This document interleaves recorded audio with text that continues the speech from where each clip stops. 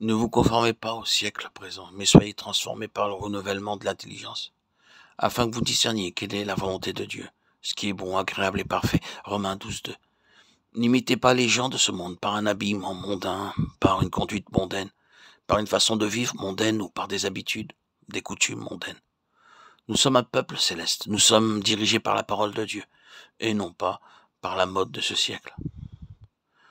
L'Éternel dit à Moïse, parle aux enfants d'Israël, et dis-leur qu'ils se fassent de génération en génération une frange au bord de leurs vêtements, et qu'ils mettent un cordon bleu sur cette frange du bord de leurs vêtements. Quand vous aurez cette frange, vous la regarderez, et vous vous souviendrez de tous les commandements de l'Éternel pour les mettre en pratique, et vous ne suivrez pas les désirs de vos cœurs et de vos yeux pour vous laisser entraîner à l'infidélité. Vous vous souviendrez ainsi de mes commandements, vous les mettrez en pratique, et vous serez saints pour votre Dieu. Je suis l'Éternel votre Dieu qui vous avez fait sortir du pays d'Égypte pour être votre Dieu. Je suis l'Éternel votre Dieu. Nombre 15, 37, 41. Dieu avait ordonné à ses enfants de porter un ruban bleu sur le bord de leurs vêtements.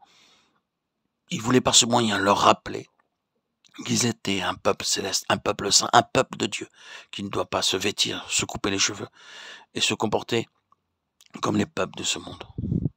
Il y a à cet égard une tentation commune et généralisée dans le peuple de Dieu d'imiter les gens de ce monde. Et de cette manière, le peuple de Dieu se souille. Nous devons nous garder purs et sans tache pour entendre clairement la voix de Dieu, afin que vous discerniez quelle est la volonté de Dieu, ce qui est bon, agréable et parfait. Romains 12:2. Afin d'avoir la preuve de la volonté de Dieu. Dieu ne sera jamais satisfait simplement par l'exercice de sa volonté permissive. Nous devons au contraire nous assurer avec toutes les évidences et les preuves possibles que nous sommes dans la volonté de Dieu et que nous l'accomplissons. Ce n'est pas en disant simplement « Seigneur, que ta volonté soit faite ». Cela-ci est insuffisant. En tant que chrétiens, ayant de la maturité spirituelle, nous avons le droit et le privilège de dire « Seigneur, donne-moi toutes les évidences possibles afin que j'aie la certitude de ta volonté en toutes choses. » Ishaï l'envoya chercher. Or, il était blond, avec de beaux yeux et une belle figure. L'Éternel dit à Samuel, « Lève-toi, oins-le, car c'est lui. » 1 Samuel 16:12. Le témoignage du Saint-Esprit dans notre esprit. Dieu est esprit. Nous aussi, nous avons un esprit. Nous avons un corps, une âme et un esprit. Si nous sommes lavés par le sang précieux, notre esprit devient alors sensible pour enregistrer la voix de Dieu. Il arrive ainsi que lorsque nous nous mettons à prier, demandant au Seigneur de nous montrer sa volonté, nous constatons que le Saint-Esprit commence à impressionner profondément notre esprit. C'est ainsi que Dieu parla à Samuel à propos du choix de David.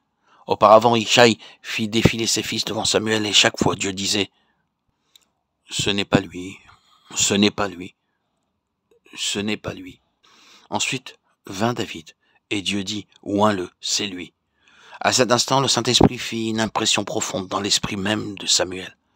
Si nous avons régulièrement et correctement notre temps de méditation solitaire devant le Seigneur, et si nous demeurons à genoux jusqu'à ce que nous enregistrions la présence de Dieu disant par la foi, « Ô Dieu, rends ta pensée absolument claire pour moi. Pour telle ou telle question, montre-moi ta volonté. » Nous expérimenterons alors que l'Esprit de Dieu produira une impression dans notre esprit.